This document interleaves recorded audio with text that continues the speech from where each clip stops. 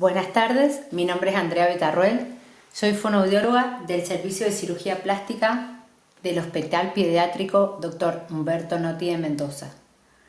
Hoy hablaremos sobre el abordaje fonoaudiológico del recién nacido con fisura labio-alveolo-palatina.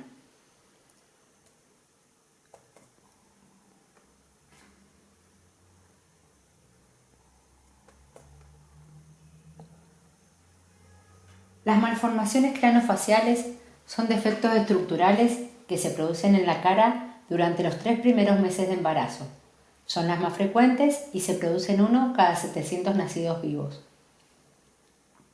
La mayoría de los casos de labio y hendidura de paladar se descubren inmediatamente después del nacimiento. Estas no requieren pruebas especiales para su diagnóstico, aunque cada vez es mayor su detección por medio de un estudio ecográfico antes del nacimiento. Aunque la ecografía prenatal es un examen de rutina, la mayoría de las familias desconocen el diagnóstico hasta el momento del nacimiento. Las fisuras labiales pueden detectarse entre la semana 14 y 16 de embarazo. En cambio, la hendidura de paladar es más difícil de ser detectado en la etapa prenatal. Debemos tener en cuenta que si el diagnóstico aparece en la etapa pre o postnatal, la primera preocupación de los padres es especialmente sobre la alimentación.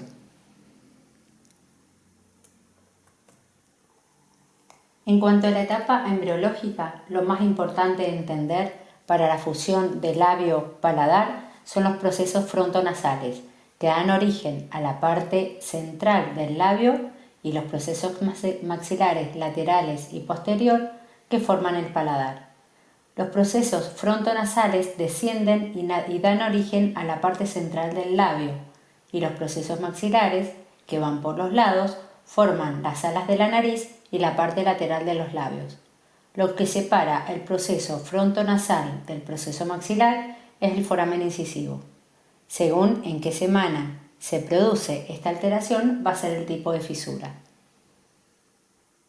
Sabemos entonces, por lo dicho recientemente, que la fisura labiopalatina se produce por la falta de la fusión de los tejidos durante el desarrollo embrionario y cuya causa es debido a antecedentes hereditarios y ambientales.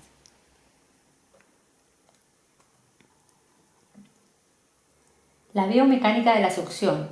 Podemos decir que en la boca del bebé se producen dos presiones, una presión positiva o compresión, donde la lengua comprime la tetina y extrae el líquido, y una presión negativa o extracción, donde la cavidad oral es sellada, la mandíbula y la lengua descienden, agrandando así la cavidad oral, y esto crea una presión negativa que extrae el líquido.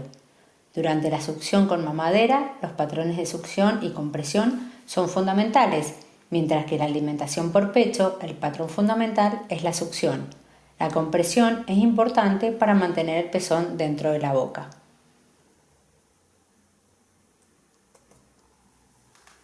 En cuanto a la succión propiamente dicha, vamos a nombrar las partes que intervienen. La mandíbula provee una base estable para los movimientos de otras estructuras como la lengua, labios y mejillas. Los labios son los que generan un sellado anterior de la cavidad oral.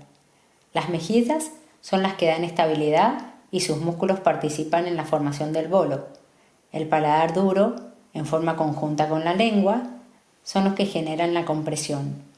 Y el paladar blando se eleva durante el pasaje del bolo desde la cavidad oral a la faringe durante el reflejo de deglución, sellando así la cavidad nasal.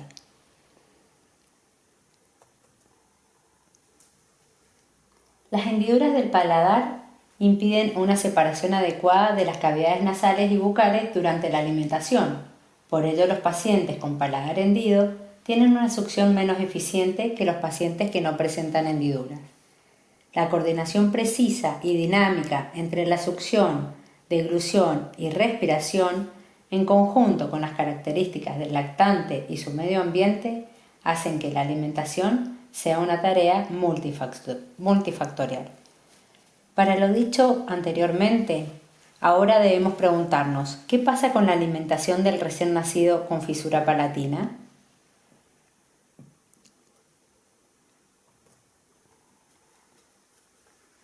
La alimentación directamente al pecho materno generalmente es posible en aquellos recién nacidos que presentan solamente fisura aislada de labio o fisura de labio y encía, con un buen resultado en la succión y un buen aumento en el peso.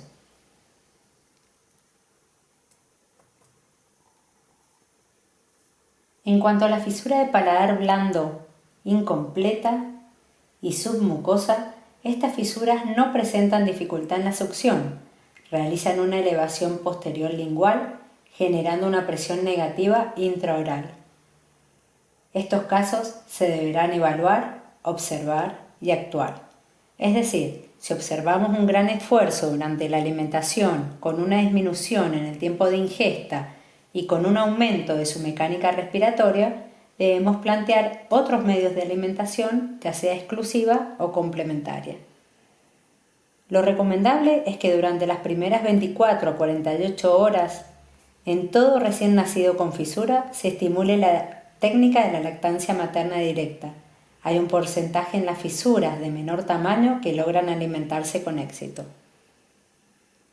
Y ahora bien, ¿qué pasa con aquellos pacientes donde presentan mayor compromiso de labio alveolo palatino en forma incompleta o completa, uni o bilateral?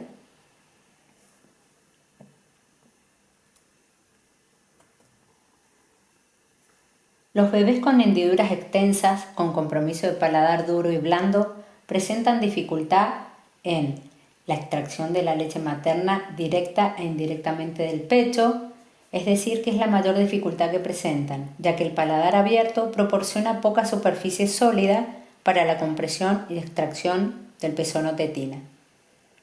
Falta de apoyo para la compresión, inhabilidad de generar una presión negativa intraoral, lo que altera o dificulta la succión. Hay una comunicación oronasal sin importar el diámetro de la fisura. También presentan una regurgitación nasal que puede existir en todos los tipos de fisura, desde velares con diámetros pequeños o incompletos hasta completos, veloparatinas, submucosas, en todas excepto en las que solo son labiales. También podemos encontrar una desorganización del alimento intraoral debido a esta falta de techo o paladar donde poder apoyarse el alimento antes de ser deglutido. También podemos encontrar molestias. Les cuesta a estos recién nacidos la adaptación a la placa, la colocación de la cinta en el labio, una postura tan erguida y en algunas ocasiones una mamá con una postura tensa. En todo esto se debe trabajar. También estos pacientes presentan aerofagia. Generalmente pueden tragar aire por la falla en el cierre anterior de los labios y la comunicación intraoral. Por esto es recomendable ayudarlo a eliminar el aire ingerido durante la deglución unas 3 a 4 veces durante la alimentación.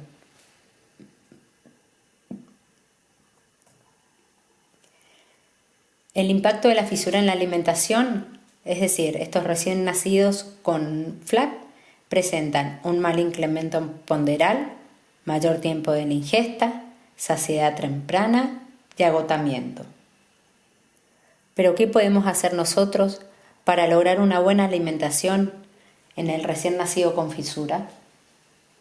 Se recomienda una serie de consejos de un equipo de salud que sepa todas las características de este tipo de patología, explicando especialmente hacia los padres y familiares para que puedan hacer frente a los desafíos relacionados con la alimentación y favorecer la misma, seguido un proceso de evaluación, selección y utilización de diferentes técnicas y métodos de alimentación según cada caso.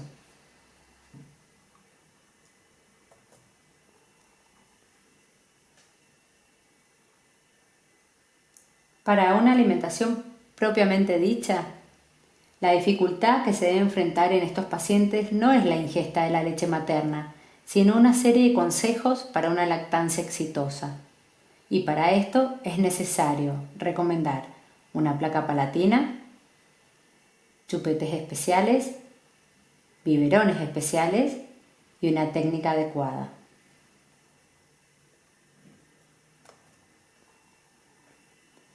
Luego se harán controles y acompañamiento. Se debe lograr una nutrición adecuada no solamente para el desarrollo integral del niño, sino para que pueda someterse a las cirugías reparadoras en tiempo y forma. Debemos tener en cuenta la influencia del medio ambiente en el éxito de la lactancia, el seguimiento del niño en cuanto a su evolución y el control de peso, el cual debe ser adecuado.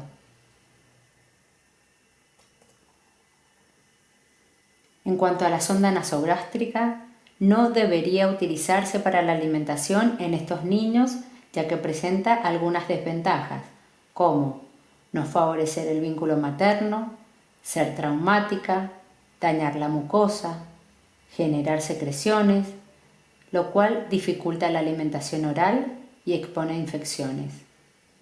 Hay algunas excepciones donde deberán utilizarse, como algunos síndromes, por ejemplo Pierre-Robin, Richard Collins, Stickler, Gordon-Hart, entre otros. Y en conclusión, podemos decir que la lactancia materna o la alimentación con leche materna extraída es lo más beneficioso para el niño con fisura labio-alveolo-palatina. También podemos decir que no todos los recién nacidos con fisura labio-palatina tendrán dificultad en la lactancia materna. Se deberá evaluar cada caso. Y la dificultad de alimentación en un recién nacido con fisura es multifactorial. Gracias.